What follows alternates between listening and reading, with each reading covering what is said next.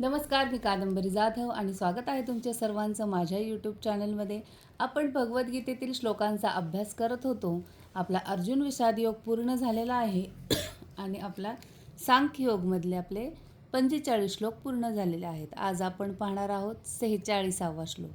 तर सुरू करूयात राधे राधे म्हणून. यावान अर्थः उदपाने सर्वताः संप्लुत उदके तावान सर्वेषु वेदेषु ब्राह्मणस्य विजानताः. म्हणजेच लहान विहिरीद्वारे होऊ शकणारी सर्व कार्ये मोठ्या जलाशयाकडून त्वरित होऊ शकतात.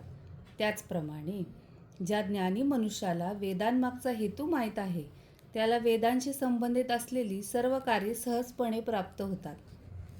जसं लहान विहिरीचं पाणी मोठ्या तलावातून सहज मिळतं, तसंच जो माणूस खरं ज्ञान समजून घेतो त्याला वेदांमधली सगळी कामं आपोआप समजतात. वेदांमध्ये जे यज्ञ पूजा नियम सांगितले आहेत ते सगळं शेवटी कशासाठी आहे तर ते आत्मज्ञान म्हणजे स्वतःला ओळखणे. तर आत्मज्ञान मिळवण्यासाठीच आहे. जरी एखादा माणूस खूप खालील स्तरावर जन्माला आला पण तो जर भगवंतांचं नाव घेतो तर तो खूप उंच अवस्थेला पोहोचतो. आणि जो फक्त पूजा पाठ विधी एवढंच करत राहतो पण भक्ती नाही, तो खऱ्या अर्थाने पुढे जाऊ शकत नाही. कारण फक्त देखावा उपयोगाचा नाही. कोणतीही गोष्ट घ्या, मग ती भक्ती असो वा प्रपंच वा आणखी काही, त्याला मनापासून केलं तरच ते पूर्ण होऊ शकतात. अजून असं म्हणता येईल की मनात नाही भाव आणि देवा मला पाव. श्रद्धे वाचून भक्ती होऊ शकेल का? मग देवाला काय आवडतं? मोठे विधी किंवा देखावा नाही, तर खरं प्रेम. आजचा काळ लक्षात घेता बरेच विधी म्हणा किंवा वेद शिकणं कठीण आहे. आणि एवढंच काय तर काहींना पूजापाठ करायला सुद्धा वेळ नाही. म्हणूनच अत्यंत कठीण असलेल्या या कलिकाळातही फक्त केलेलं भगवंतांचं नामस्मरण हे सुद्धा भक्तीसाठी पुरेसं आहे. नामस्मरण हा सर्वात सोपा मार्ग भगवानांनी आपल्यासाठी उपलब्ध करून दिलेला आहे. आता हा प्रश्न तर नक्की सर्वांना पडला असेल, फक्त नामस्मरणाने काय होईल? तर नामस्मरणाने हळूहळू मन शांत होईल, दृष्टिकोन बदलेल.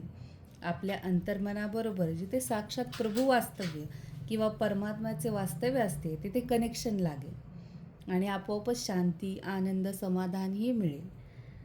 श्री चैतन्य महाप्रभू यांच्या गुरूंनी त्यांना श्रीकृष्णांच्या नावाचं कीर्तन कर असं सांगितलं होतं आणि त्यांनी ते मनापासून केलं आणि परिणामी ते भावनेने भरले, भक्तिमय झाले. फक्त भगवंतांच्या पवित्र नामस्मरणाने, कीर्तनाने वेदांत तत्त्वज्ञानाचे ध्येय उत्तम प्रकारे साध्य होते. वेदांत म्हणजे काय?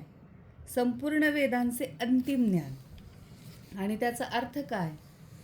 तर भगवान श्रीकृष्णांना ओळखणे, आपल्या परमात्म्याला ओळखणे.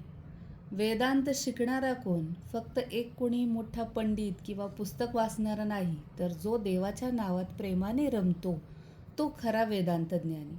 आणि वेदांचा सुद्धा हाच तर अंतिम उद्देश आहे. तर हे स्पष्टीकरण अर्थ मला या 46व्या श्लोकावरून मिळालं. तुम्हाला कसं वाटलं नक्की कळवा. भेटूयात पुढच्या व्हिडिओमध्ये. या श्लोकावरून काय लाईफ लेसन मिळतो ते घेऊन. तोपर्यंत धन्यवाद. राधे राधे.